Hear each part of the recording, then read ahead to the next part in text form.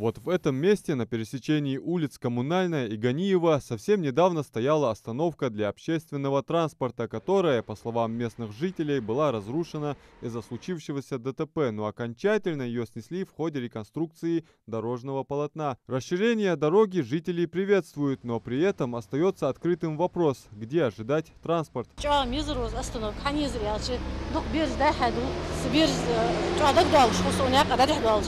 هذه أصطنوف ياتوس حمي ياتوس وما خلعت شغل خدق جاه جاه ناقة جر زلارية جاه القدر مثلا بعير بلبل خش أشي بعرض نخ مخلوص متى عبابيس صغش متجش خلوص يلا رجع دقيقة.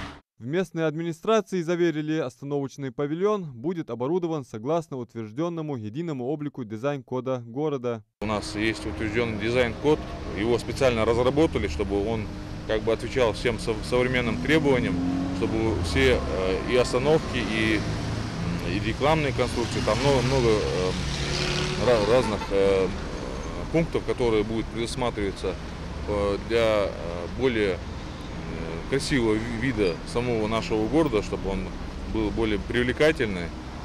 Все это учли, используя современные материалы, делаются данные конструкции, и мы вот оснащаем наш город уже новыми остановочными пунктами. Я думаю, что до конца 2021 года уже будет установлен данный остановочный пункт.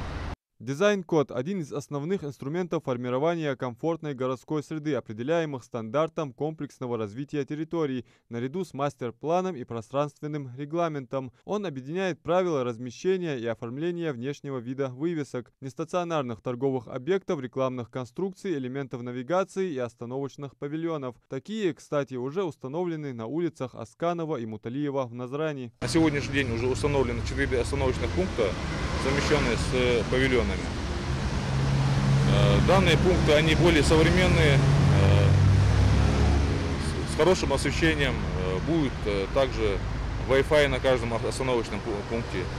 Не секрет, что отсутствие остановок не только создает неудобства пассажирам, но и негативно сказывается на безопасности дорожного движения, создает угрозу жизни и здоровью граждан. Тем более, если рядом расположены социальные объекты, детские сады, школы и больницы. Поэтому и здесь, возле ДРКБ, посетители могут дожидаться общественного транспорта. Далее мы проверили, в каком состоянии находится остановка рядом с республиканской поликлиникой, которая недавно была разрушена из-за сильного ветра. Поступило несколько обращений от граждан о том, что остановочный павильон рядом с взрослой поликлиникой за каналом нуждается в ремонте. Действительно, информация подтвердилась, там после недавнего ветра остановка осталась без крыши.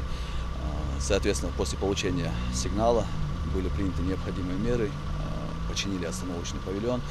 Ну и в дальнейшем хочу сказать, что вот рядом с этой поликлиникой планируется в рамках реализации проекта по приведению города к единому дизайн-коду, планируется здесь поставить современную остановку, чтобы людям было комфортно. Остановочный павильон по утвержденному дизайн-коду появится и здесь. Правда, водители маршруток обеспокоены тем, что над остановкой располагаются высоковольтные линии. В основном новшества пришлись по душе горожанам, особенно летом, когда столбик термометра зашкаливает за 30 градусов. Ждать общественный транспорт под палящим солнцем просто невыносимо. Впрочем, уже скоро кондиционеры внутри этих павильонов разрешат проблемы ожидающих.